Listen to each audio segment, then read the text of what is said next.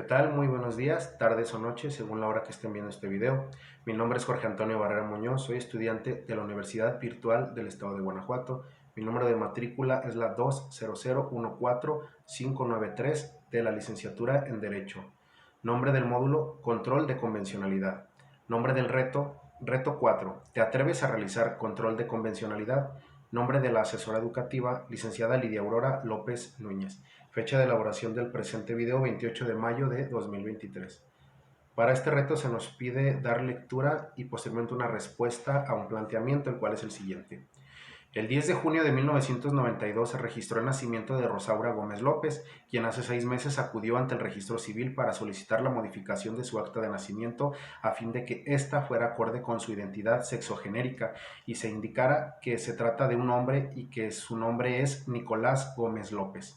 Como la autoridad del registro civil no respondió su petición, Nicolás presentó un amparo en directo contra la falta de respuesta. Dentro del juicio de amparo, el registro civil rindió su informe y respondió a la solicitud de Nicolás, indicando que, de acuerdo a la legislación local vigente en la entidad federativa, la modificación del acta de nacimiento que solicitó Nicolás debía ser tramitada ante autoridad judicial. En efecto, el Código Familiar de la entidad federativa distingue dos tipos de procedimientos para ratificación de actas. El primero es el procedimiento judicial, vía juicio especial oral, para la adecuación o concordancia sexogenérica en acta de nacimiento. El segundo es el procedimiento administrativo ante el registro civil para el cambio de apellidos en casos de reconocimiento voluntario de un hijo.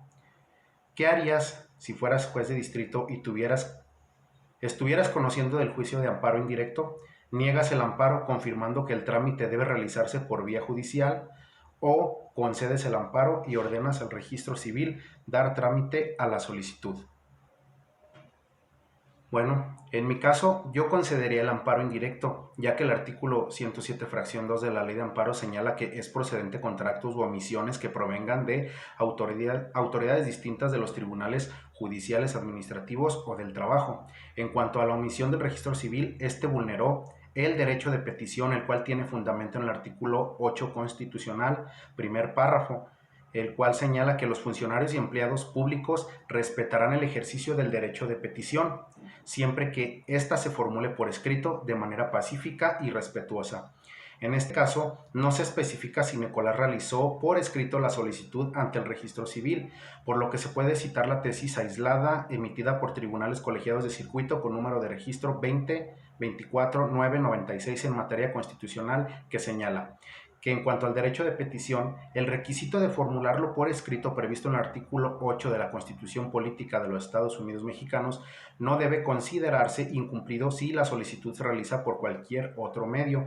ya sea digital, telefónico o verbal, siempre y cuando exista constancia material de su recepción por parte de la autoridad. Por tanto, con el hecho de que la autoridad responsable respondiera en su informe a la solicitud de Nicolás indicando que, de acuerdo a la legislación local vigente en la entidad federativa, la modificación del acta de nacimiento que solicitó Nicolás debía ser tramitada ante autoridad judicial, lo que se traduce en que sí existía la constancia material de la recepción de la solicitud y, por tanto, que tenía una respuesta a la solicitud,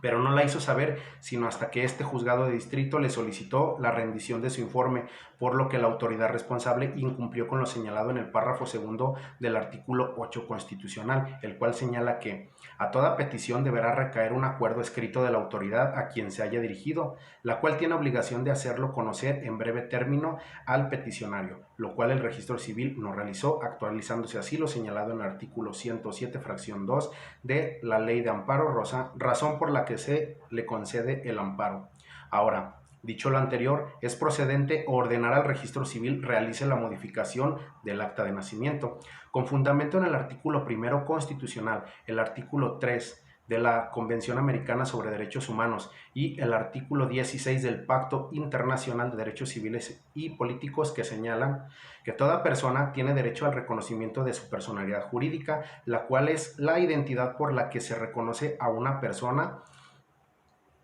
con capacidad suficiente para contraer obligaciones y realizar actividades que generan plena responsabilidad jurídica frente a sí mismos y frente a terceros. En lo referente a la identidad jurídica, el artículo 4 constitucional señala que toda persona tiene derecho a la identidad. Esto aunado con el nombre, el cual constituye uno de los atributos de la personalidad con el cual cada individuo se identifica y se diferencia ante la sociedad en general y ante el Estado.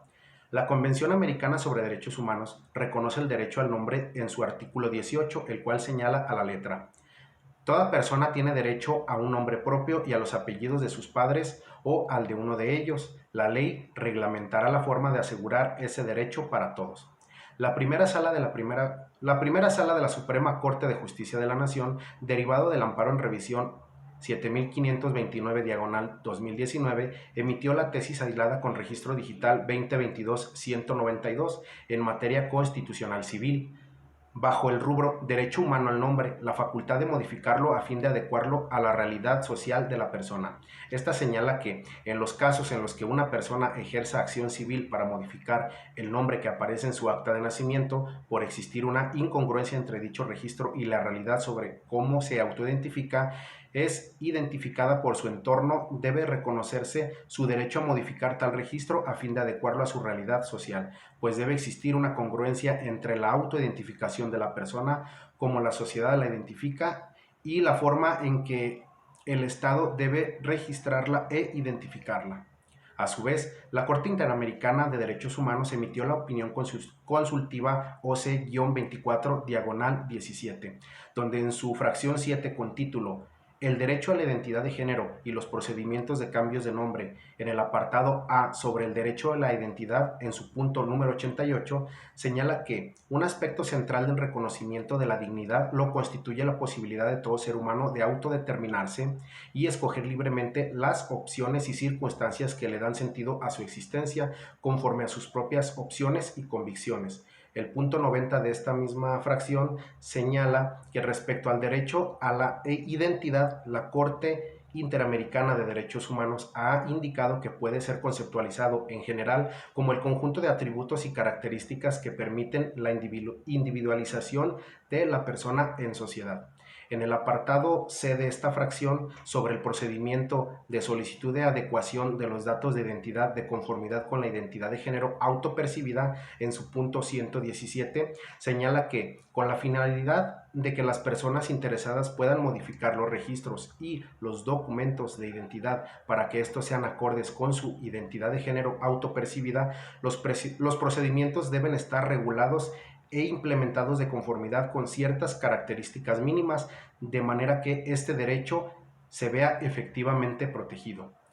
La opinión consultiva emitida por la Corte Interamericana de Derechos Humanos, que acabo de citar, es vinculante para nuestro país conforme al principio pro persona, ya que nuestro país se encuentra inmerso en el sistema interamericano y se deben de acatar los derechos humanos consagrados en los tratados y convenciones. Incluso cualesquiera autoridad está obligada a conocer todos estos derechos humanos reconocidos y garantizados en dichos instrumentos, como lo estipula nuestra Carta Magna en el artículo primero. Además,